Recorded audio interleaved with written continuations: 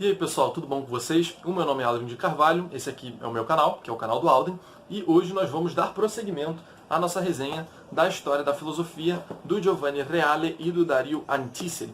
Primeiramente eu gostaria de pedir desculpas porque, enfim, fiquei um tempinho aí sem postar, mas agora entrando nas férias a coisa começa a ganhar ritmo de novo. Eu espero que em janeiro tenha vídeo todo dia, então por enquanto a coisa está um pouco mais devagar mesmo. Mas enfim, vamos pro vídeo. Seguindo então falando de Aristóteles, hoje, como vocês podem ver pelo título do vídeo, a gente vai falar sobre a questão da física e um pouquinho da matemática também ali no final, né? Diferentemente do que se poderia pensar, a matemática e a física não necessariamente estão tão relacionadas como elas estão hoje, né? Quando a gente aprende física no colégio e na universidade também, a gente basicamente usa matemática aplicada a fenômenos que envolvem movimento, né? Basicamente o que a gente faz. Quer dizer, na faculdade eu imagino que tenha muitas outras complexidades, mas particularmente no colégio é basicamente assim, né? A gente aprende a física sempre intimamente relacionada com a matemática, né? A matemática provavelmente sendo o principal dos instrumentos para se estudar a realidade física, o movimento, etc. Mas a noção mais antiga de física não é desse jeito, né? A princípio, o que o Aristóteles faz, o Aristóteles que começa a sistematizar isso melhor, é basicamente uma ontologia, é quase uma metafísica do sensível, né? O próprio Reale usa esse termo. Então é bom deixar meio que avisado isso, porque a noção de física realmente mudou muito. Depois do Galileu, depois do Newton, a física se tornou algo totalmente diferente. Não que não sejam realidades conciliáveis, mas acontece que na modernidade abandonou-se, na tentativa de se corrigir alguns erros aristotélicos, acabou que as pessoas abandonaram tudo da física aristotélica. Então acaba que parecem coisas inconciliáveis, porque certamente num determinado ponto rejeitou-se tudo que tinha antes em matéria de física, mas são realidades que são conciliáveis, há pessoas que tentam conciliar isso hoje em dia, mas ainda assim é importante a gente ter em mente que são dois tipos de estudos diferentes, né? Tem métodos diferentes, se usam de instrumentos diferentes para estudar seu objeto de estudo, que é a realidade sensível, né? A natureza, que tem como característica própria o movimento. Bem, tendo dito isso, o Reale começa, né? Para Aristóteles, a segunda ciência teorética, né? Lembremos de que vimos a metafísica, que era a filosofia primeira, né? Aquela ciência teorética que estava acima de todas as outras, e, portanto, acima de todas as ciências como um todo também. A filosofia, então, a metafísica, estava no topo. Abaixo dela, então, há a filosofia segunda. Abaixo da filosofia primeira, temos a filosofia segunda, e esta é a física, que tem por objeto de investigação a substância sensível, que é segunda em relação à substância suprassensível, que é a primeira, objeto da metafísica. E aí, essa substância sensível, ela é caracterizada pelo movimento, como eu acabei de dizer. Bem, dado que a substância sensível, que é o objeto da ciência física ou da filosofia segunda, como preferirem chamar, é caracterizada então pelo movimento acima de tudo, né? É isso que ela tem, que as realidades suprassensíveis não têm.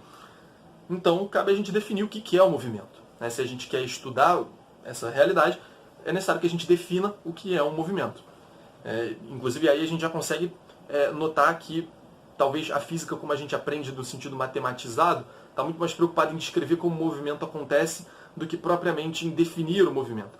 Percebam que o Aristóteles, como eu falei, está fazendo um tipo de ontologia, um tipo de metafísica, né? Um método é o método da metafísica. Então ele está tentando entender os fundamentos daquela realidade antes de simplesmente descrever velocidade e quantificar as coisas, né? Ele quer definir o que é movimento antes de necessariamente medir o movimento. E ele relembra aqui o problema dos eleáticos, né, que a princípio, do qual a gente já falou na metafísica, né, terão até alguns temas que vão ser retomados nesse vídeo, mas lembremos-nos aqui de que os eleatas tinham postulado a impossibilidade do movimento, dado que o movimento seria uma passagem do ser para o não ser e do não ser para o ser, né? Então eu sou nesse exato instante, digamos assim, e eu não sou eu nessa posição, né? Eu sou eu nessa posição. O eu naquela posição, ele não é. Então, quando eu mudo de posição, eu estou sendo algo que eu não era, e aí, enfim, tem toda aquela questão do não ser, que o não ser é impossível. Não cabe ficar explicando isso toda vez, né? Vocês podem voltar aí nos outros vídeos para entender melhor. Bem, então como a definição de movimento, enquanto passagem do ser para o não ser, envolve a noção de não ser e o não ser é impossível, logo o movimento é impossível também. Não tem como a gente fugir disso. E aí o Platão tenta dar uma resolução para esse problema, a gente já falou disso no último vídeo da série, e apenas o Aristóteles consegue deixar isso muito claro e muito coerente, né, sem cair em nenhuma contradição e nenhuma problemática. Né? Ele consegue colocar tanto o ser atual quanto o ser potencial na esfera do ser, né? Exatamente porque ele cria essas categorias de ser potencial e de ser atual. Então, eu sou aqui, eu sou ali no canto do escritório, eu sou em potência. Né? Atualmente, em ato, eu sou aqui agora, mas em potência eu estou em outros lugares. E o movimento, então, é exatamente esse trânsito da potência ao ato. Né? Se eu sou, se eu tenho cabelo curto em potência, é porque atualmente ele é grande e eu posso atualizar essa potência usando uma tesoura para cortar o meu cabelo. E é assim que funciona o movimento. Né? É quando há uma transição, né, um trânsito da potência para o ato. Então, meu cabelo curto em potência tornou-se cabelo curto em ato. E é assim que a gente consegue explicar o movimento sem cair em nenhuma daquelas aporias que o Parmênides já tinha colocado. E o Zenão, principalmente. Mais ainda sobre essa questão do movimento, ele descreve várias formas possíveis de movimento. Ele diz que há movimentos que são diferentes, né? Há tipos de movimento. E a gente vai entender isso aqui agora. Como vimos, potência e ato dizem respeito às várias categorias e não só a primeira. Então, lembrem-se, há vários modos de ser, e esses modos de ser, nada impede que algo seja mais de um modo de ser ao mesmo tempo. Então, segundo as categorias, algo pode ser uma qualidade, e segundo o ato e a potência, ele pode ser impotência. Então, algo pode ter uma qualidade em potência. Não necessariamente só qualidade ou só potência. Né? Algo em potência é exatamente algo. Né? Esse algo está enquadrado nas categorias. Então, esses modos de ser se mesclam. Então eu tenho algo que é impotência, que é relação, enfim, ao mesmo tempo. Consequentemente, também o movimento, que é a passagem da potência para o ato, portanto uma mudança de modo de ser, diz respeito às várias categorias. Então algo pode mover-se segundo qualquer um dos acidentes da substância. Né? Algo pode mover-se segundo a qualidade, pode mover-se segundo a própria substância, pode mover-se segundo a relação e a quantidade e assim por diante. Sendo assim, é possível deduzir do quadro das categorias as várias formas de mutação. Ele chama o movimento aqui de mutação também. Em especial, devemos considerar as categorias. São 4.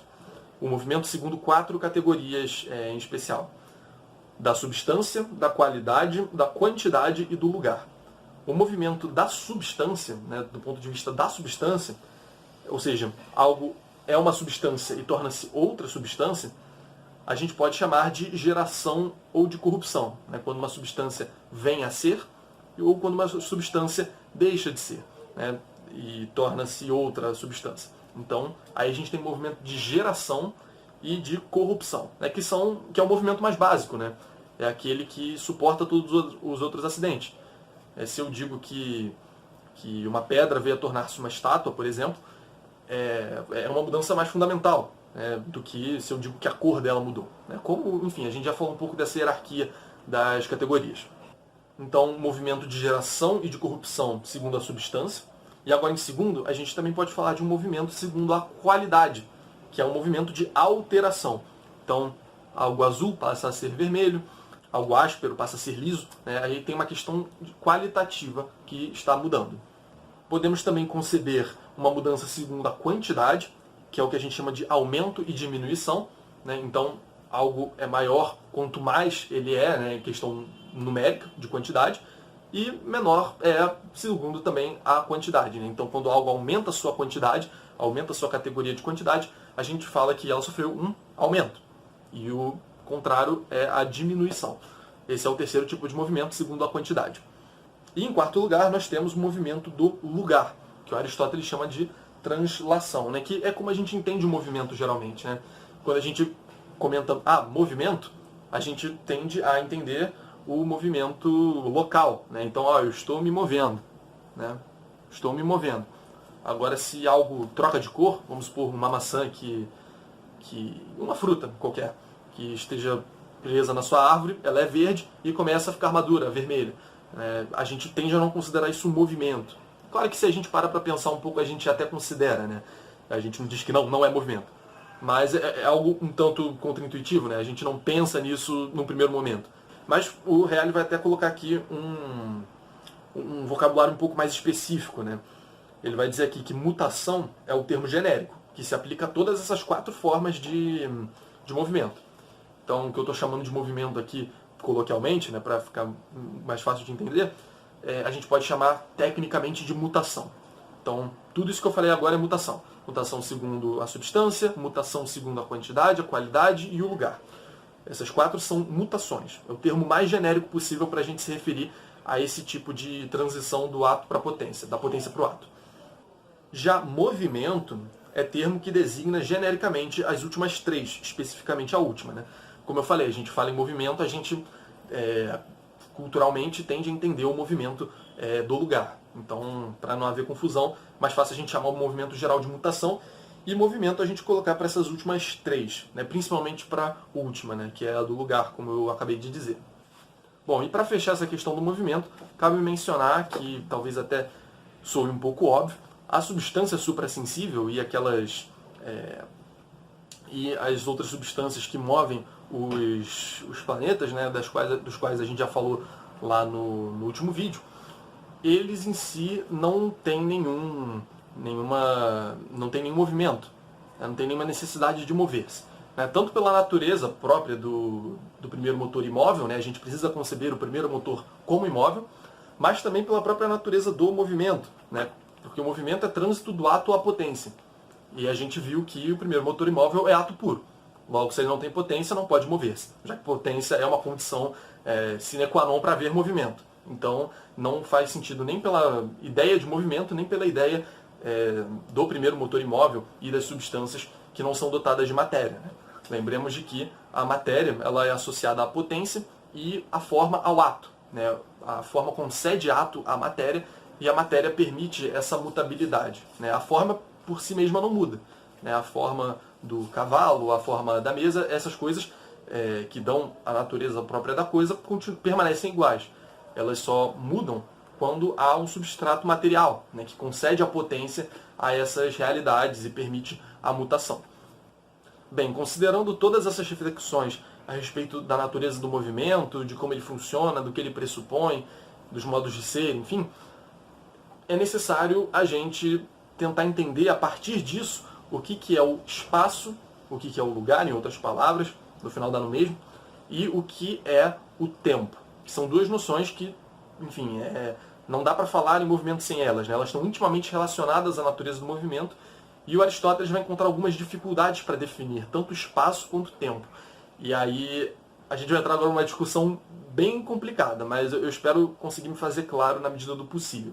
E para isso eu vou usar como bibliografia complementar aqui aquela mesma coleção do Giovanni Reale que eu já mencionei, de Filosofia Antiga, dessa vez o volume 4 dessa vez, sobre o Aristóteles. Essa coleção é incrível e o que ele fala aqui é basicamente o que ele fala no livro da História da Filosofia, só que de uma maneira um pouquinho mais extensa.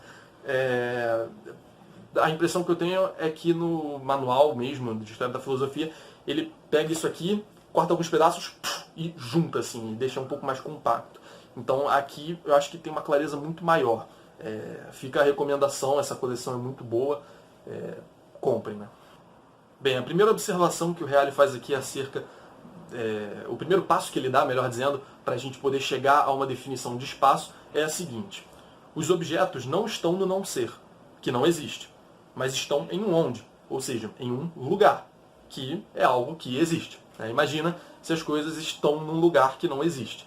Elas não seriam, né? Como é que algo pode estar no não ser? Isso não faz sentido nenhum. Precisaríamos conceber o não ser, isso implica um monte de problema, como a gente já viu infinitas vezes. E, bom, então nós precisamos conceber que há um lugar, né? As coisas estão em um lugar, esse lugar, no caso, e a gente precisa entender o que é isso, né? Qual é a natureza desse lugar, o que caracteriza o lugar. E ele diz aqui, né, não há dúvida sobre a existência do lugar e, portanto, sobre sua realidade, se trazemos à mente o fato do deslocamento recíproco dos corpos. Se eu tenho um copo aqui, e ele está vazio, vamos supor que ele esteja vazio, há ar aqui dentro. Ele não está efetivamente vazio. Há ar nele. E quando eu coloco água, a água ocupa o lugar do copo e o ar sai. Da mesma maneira, se eu bebo a água, ou seja, se a água sai daqui, o ar logo toma o lugar da água, né? Ele entra no lugar onde a água estava ocupando. Então assim fica claro que o lugar é alguma coisa e que ele é distinto tanto da água como do ar. Tanto de um elemento que saiu dali, como do elemento que entrou ali logo em seguida. Então o lugar tem uma relação com a coisa que está ali no lugar, mas ele em si não é a coisa que está ali, nem a coisa que vem a tomar aquele lugar, né? Exatamente por isso a gente pode dizer que é o mesmo lugar. Então, o lugar permanece. E aí o Aristóteles ele faz uma distinção entre aquele lugar que é particular a cada objeto e aquele lugar que é como que o lugar, né? Talvez a gente pudesse colocar como o espaço em si, né? A totalidade do lugar. O lugar, por uma parte, é aquele comum, no qual estão todos os corpos.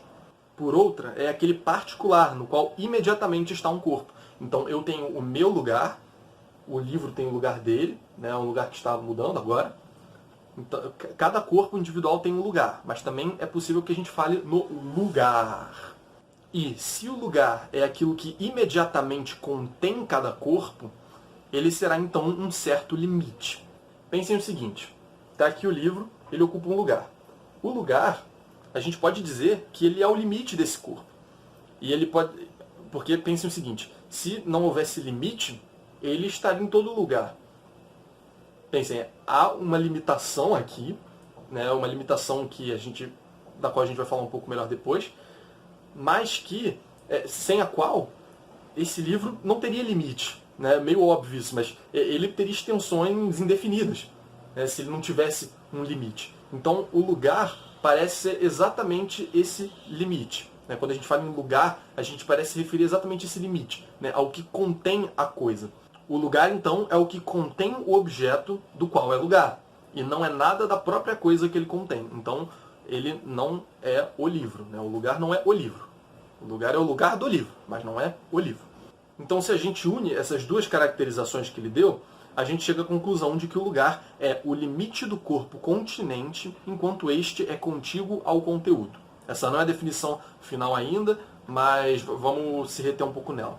Aqui ele usa a ideia de continente e conteúdo, né? Ou seja, o que contém o conteúdo e o que está contido no continente. Né? Então, conteúdo e continente são duas noções que se justificam. Né? Algo é conteúdo em relação ao continente, algo é continente em relação ao conteúdo. Então, por exemplo, se a gente tem um vaso de água, a gente tem o vaso e tem a água. A gente tem um continente, que é o vaso, e o conteúdo, que é a água. Né? A água é conteúdo em relação ao continente, e o continente é continente em relação ao conteúdo, que é a água. Ele fala, né, o corpo continente, enquanto este é contíguo ao conteúdo, ou seja, este se segue imediatamente após o conteúdo. Então, não há nada entre o conteúdo e o continente. Tipo, o continente termina assim que o conteúdo começa. É exatamente porque ele contém. Se tivesse algo entre os dois, o continente ou o conteúdo seria outro. Né? A relação se daria de uma maneira diferente. Isso é uma ótima oportunidade para eu testar minhas habilidades com o quadro, que são quase nulas. Então vamos aproveitar aqui para tentar dar um exemplo. Isso aqui era para ser um vaso. Isso aqui era para ser um pouco de água dentro do vaso. O vaso, como eu disse, é o continente, a água é o conteúdo. Percebam que o conteúdo começa exatamente quando o continente termina. O continente vaso termina quando começa a água. E a água termina quando começa o continente, né, o vaso. Então, o que a gente pode entender disso aí? Então pensem o seguinte, se na verdade dentro do vaso ainda tivesse alguma coisa aqui, sei lá, tivesse um outro vaso, ou tivesse um espaço aqui, tivesse ar entre a água e o vaso, o continente da água ia acabar sendo esse outro algo que está aqui entre o vaso e entre o vaso e a água. Percebam, o que está contendo a água, o que estava contendo a água era o vaso. Agora, esse algo que está entre o vaso e a água. a gente já não pode dizer que o vaso contém imediatamente a água, né? Ele contém algo que contém a água. Então, nesse sentido que a gente tem de entender o espaço. E eu estou falando isso porque é importante para a gente ter ideia dessa relação, o que contém e o que é contido. Então a gente consegue ver bem isso, né? Algo que está contido vem imediatamente após o que contém esse algo. E vice-versa também funciona da mesma forma. E ele diz, como eu falei agora, né? O lugar é o limite do corpo continente, enquanto este é contíguo ao conteúdo. Explicamos a parte do contíguo ao conteúdo. Já entenderam isso? Agora, ele é o limite do corpo continente. Porque o lugar... vamos voltar para o que estava antes. Pronto, voltei ao exemplo que estava antes. Então, o lugar é o limite do corpo continente. Então, percebam, o vaso tem um limite, que também é o limite da água. O lugar é isso que não é que está entre, porque não há nada entre. Uma coisa limita a outra. Digo de novo, se não houvesse vaso, a água se estenderia para além daqueles limites que o vaso está impondo. E da mesma forma, se não tivesse água, ok, teria ar, mas algo estaria ali ainda limitando o vaso. Então, sempre que você vê que algo é limitado, que algo termina em algum lugar, é porque algo começa depois.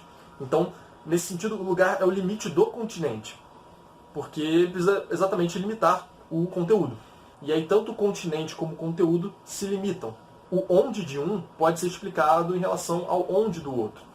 Então, o lugar, nesse sentido, seria o limite do corpo continente, enquanto este é contíguo ao conteúdo. E mais uma notinha que a gente vai explicar agora, né?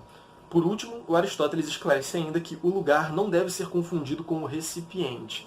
Então, esse exemplo do vaso que a gente colocou aqui, na verdade, ele é uma maneira de explicar, mas que isso não é propriamente um lugar. O vaso não é exatamente um lugar. O vaso é um recipiente. E a gente vai ver a relação entre essas duas coisas agora.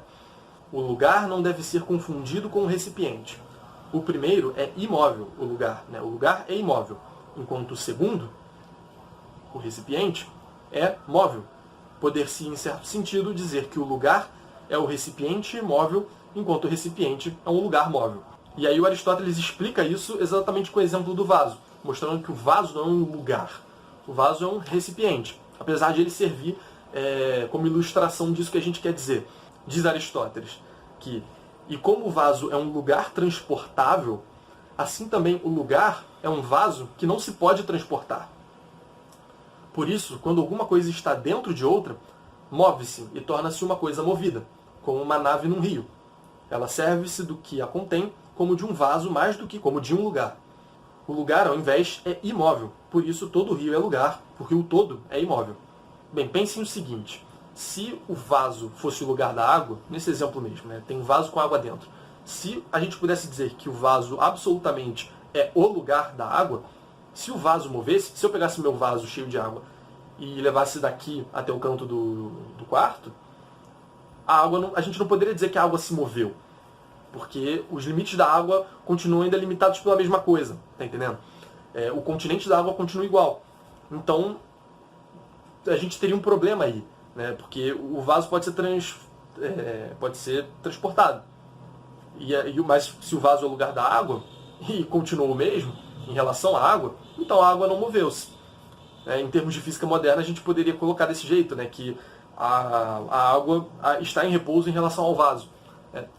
Esse vocabulário talvez ajude vocês a pegarem o espírito da coisa. Mas dizer que o vaso se moveu e que a água não se moveu parece absurdo, né? Porque a água se moveu. É meio evidente isso. A água estava aqui, dentro do vaso, e agora a água está lá, dentro do vaso.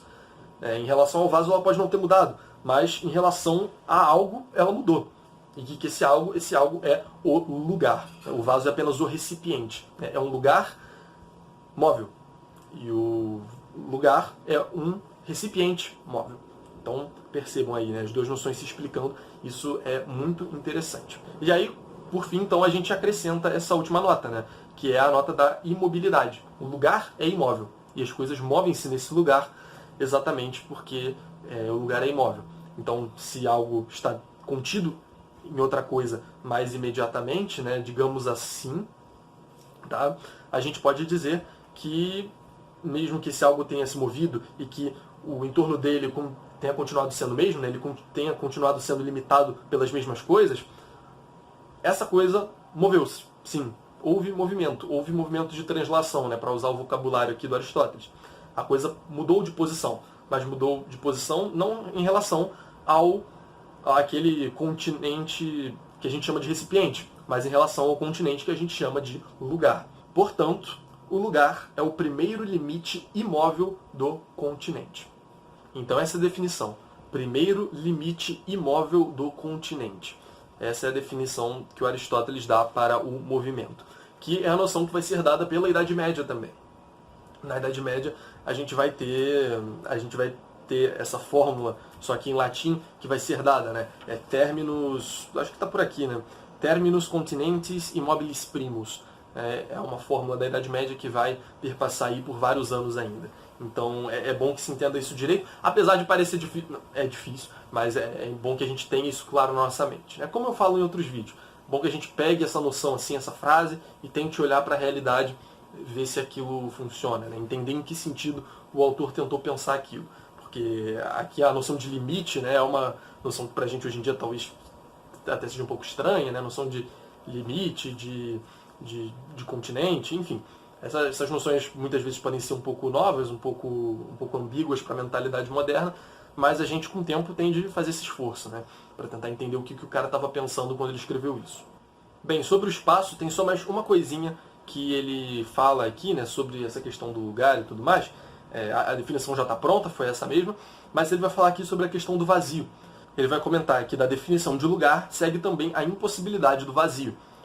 O vazio, se entendido da maneira em que ele era entendido, como as pessoas geralmente concebem também, né, como um lugar no qual não há nada, um lugar vazio, um lugar no qual não há nenhum corpo, isso acaba levando a uma contradição. Né? Porque é óbvio que lugar no qual não há nada, considerando essa definição de lugar, é uma contradição em termos. E por que isso? Porque quando a gente fala em lugar, a gente já está falando de algo em um lugar. Né? A gente está falando de um continente que tem um conteúdo, né? de um conteúdo que está limitado por um continente. Então, nesse sentido, se não há conteúdo, não há continente, então não há limite do continente para a gente poder dizer que existe um lugar vazio. Né? Então, nesse sentido, a ideia de vazio anula a ideia de lugar. Então, sempre em que há lugar, há algo, né? Por definição. Não dá para a gente fugir disso. Muito bem, agora sobre a ideia do tempo. Falamos sobre o espaço, agora falaremos sobre o tempo, que são duas noções que, como a gente está vendo, são fundamentais para a gente entender melhor o movimento, né? Noções que decorrem da ideia de movimento. E, bem, o que o Aristóteles vai dizer sobre o tempo? Ele vai dizer que, bem, o tempo parece algo inegável, porque, bom, a gente vê as coisas se movendo, a gente consegue perceber nas coisas se movendo que há o tempo, então, logo, a gente precisa, de algum modo, entender o que ele é. Né? Parece evidente que ele seja. Mas, quando a gente considera que ele existem algumas dificuldades que surgem, isso torna a questão muito obscura. E o Aristóteles vai mencionar alguns motivos para isso. Uma parte dele, do tempo, não é mais. Uma parte está para ser e não é ainda. Então, o tempo tem duas partes, né? O que a gente entende por passado e por futuro. Uma parte dele já foi e não é mais. Outra ainda está para ser. Isso é meio estranho, né? O tempo não tem nenhuma parte que é em ato, né? Isso não faz sentido nenhum, né? Como é que pode ter uma potência sem ato? Como é que pode ter futuro sem presente? Isso é inconcebível, pelos motivos dos quais nós já tratamos. Então, bem, tá estranho isso aí. E de tais partes se compõe, seja o tempo na sua infinidade, seja aquele que gradualmente é assumido por nós, né? De passado e futuro. E parece impossível que este, compondo-se de não entes, possua uma essência. Né? Se ele não é nada, ele não possui uma essência, não tem como a gente falar dele, não tem como a gente captar o que ele é. Além disso, é necessário que, se existe um todo divisível em partes, no momento em que ele existe, existam também todas ou algumas dessas partes. Do tempo, porém, algumas partes existiram, outras ainda existirão, mas nenhuma existe, embora ele seja divisível em parte. Tenha-se ainda presente que o instante não é uma parte. O instante, se a gente pegar um instante, ele não se configura como uma parte. De fato, porque a parte ela tem uma medida.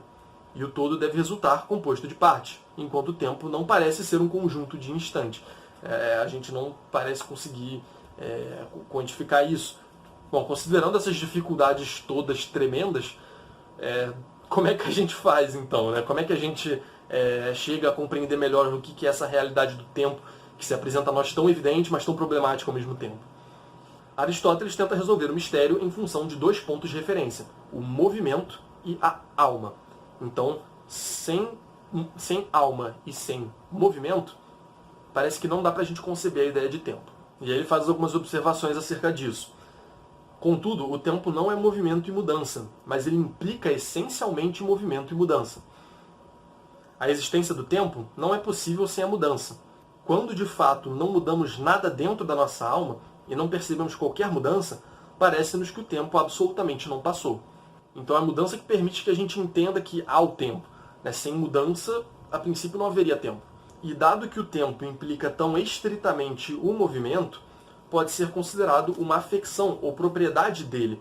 Então o tempo é uma propriedade do movimento, já que ele está tão intimamente relacionado e parece que depende da existência dele. E qual que é essa propriedade então? O movimento, que é sempre movimento através de um espaço contínuo, é também ele, por consequência, contínuo. O movimento é contínuo. Dado que ele se dá no espaço contínuo, ele acaba sendo, por sua vez, também contínuo. E aí, nesse sentido, contínuo deverá ser também o tempo, porque a quantidade de tempo transcorrida é sempre proporcional ao movimento. E quando a gente fala que algo é contínuo, a gente precisa conceber um antes e um depois, que consequentemente tem um correlativo no movimento. Então Aristóteles fala que quando determinamos o movimento mediante a distinção do antes e do depois, porque é com base nisso que a gente determina o movimento, conhecemos também o tempo. E então dizemos que o tempo cumpre o seu percurso quando temos percepção do antes e depois do movimento. Então a gente percebe o tempo na percepção do antes e do depois do movimento. O tempo parece que, ele não está colocando essa palavra aqui, mas parece que é uma abstração que a gente faz a partir do movimento, quando a gente tem a percepção do antes e do depois. E aí vocês veem, se a ideia de tempo pressupõe a nossa percepção, pressupõe a nossa alma. Então pressupõe tanto o movimento como a alma que capta esse movimento, para a gente poder trazer à tona a ideia de tempo. Então, nesse sentido, a definição de tempo que ele coloca é a de que tempo é a medida do movimento segundo um antes e um depois. E ele coloca aqui: quando pensamos as extremidades como diferentes do meio, extremidades diferentes do meio. Um meio é um meio em relação a duas extremidades. E a alma sugere-nos que os instantes são dois, o antes e o depois, então nós dizemos que há entre esses dois instantes um tempo, já que o tempo parece ser o que é determinado pelo instante. Então o movimento se dá entre dois instantes, que é um antes e um depois, e o tempo é o que a gente usa para medir essa transformação. O tempo é o que está entre esses dois extremos de um antes e um depois, entre esses dois instantes extremos. Bom, pessoal, depois então dessas duas noções bem complicadas, agora um conteúdo um pouco mais light de Aristóteles aqui. A questão da divisão do mundo sublunar e do mundo supralunar. O Aristóteles vai fazer essa distinção não apenas por uma questão de tem aquilo que está longe e aquilo que está perto. Parece haver motivos para a gente considerar que essas duas realidades são bem distintas. E é disso que a gente vai falar agora. Bem, quando a gente olha para o mundo sensível, a gente vê que essas coisas são formadas pelos quatro elementos. Claro, existe o componente formal também, mas em questões de matéria, os quatro elementos estão aí presentes. São eles que definem a composição do mundo material do ponto de vista da matéria. E aqui a gente vê que as coisas sofrem todo tipo de transformação. Como a gente viu, matéria está associada à potência e, portanto, as coisas materiais podem mover-se. Então as coisas têm matéria, são materiais, e por causa da matéria podem sofrer todas as alterações e ter todos os movimentos que a gente consegue contemplar aqui. Mas as realidades celestes, supralunares, ou seja, está o mundo, está a Lua e tem o que está acima da Lua, as estrelas, os astros. A gente percebe que essas coisas também se movem. Então, logo, elas são compostas de matéria. E até aí a gente poderia pensar, bom, beleza, lá em cima e aqui embaixo é meio que tudo igual. Os componentes são os mesmos. Mas o Aristóteles vai colocar aqui que há sim uma diferença, porque o mundo supralunar, ou o mundo celeste, é caracterizado não por ter movimento, como há aqui, mas lá em cima parece que só há o movimento de translação. Parece que não há uma alteração de qualidade, não há uma alteração de substância. Parece que lá em cima tudo permanece igual, apenas o movimento da posição dos astros muda. As esferas celestes, os planetas vão, os planetas voltam, a realidade celeste move-se, nós sabemos disso. Há as estrelas fixas, mas há uma realidade abaixo que se move. E também o próprio céu gira. Então nós sabemos que essas realidades têm matéria, porque elas movem-se. Mas elas são compostas de matéria diferente da matéria daqui de baixo, porque a matéria daqui de baixo comporta vários tipos de movimento. E lá de cima parece que é diferente exatamente porque os corpos celestes, os corpos do mundo supralunar, eles só têm um tipo de movimento.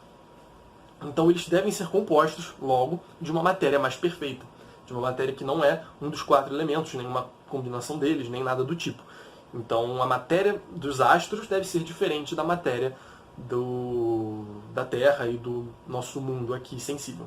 E essa matéria é precisamente o éter, que é uma noção que perdurou bastante aí, deu muito o que falar na história da filosofia e na história da ciência também.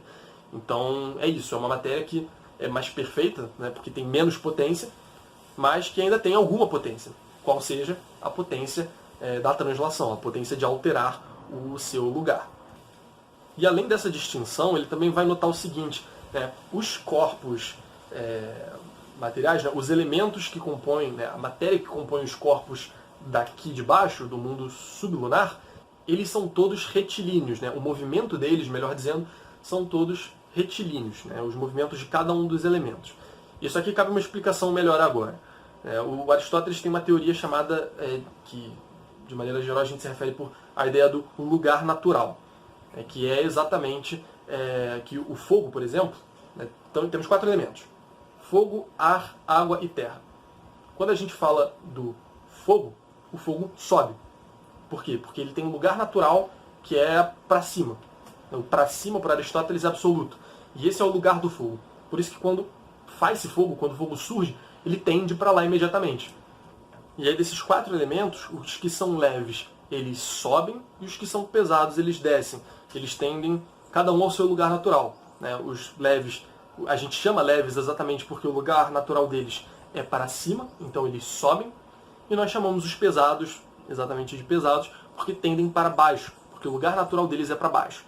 E aí, portanto, o movimento deles é retilíneo, ou é para cima ou é para baixo. Isso no que se refere ao mundo material, aos componentes materiais do mundo sublunar. Mas quando a gente vai falar das realidades supralunares, das realidades celestes, a gente tem algo diferente, porque a gente vê que o movimento dos astros, ou seja, dos corpos que são compostos dessa quinta essência, que é o éter, eles não tendem nem para cima nem para baixo. Eles estão acima, mas o movimento deles não tende para mais acima do que eles estão e nem tende para baixo. O que acontece é que o movimento deles é circular. E aí, essa é a característica desse movimento do éter. Ele não vai nem para cima nem para baixo, mas o movimento dele é em círculos. E isso é muito interessante, um diferencial completamente diferente. E aí a gente lembra também que a ideia do círculo denota uma certa perfeição, que é onde o princípio e o fim coincidem. Então, não há um término, parece que o próprio movimento em si ele já é perfeito, porque ele não visa a um fim. Ele não começa nem termina. Então parece que o próprio movimento em si já é a própria perfeição daquela coisa que move-se em circunferência. Então a gente vê aí os astros sempre sendo colocados como uma realidade superior à realidade que nos é apresentada aqui na Terra.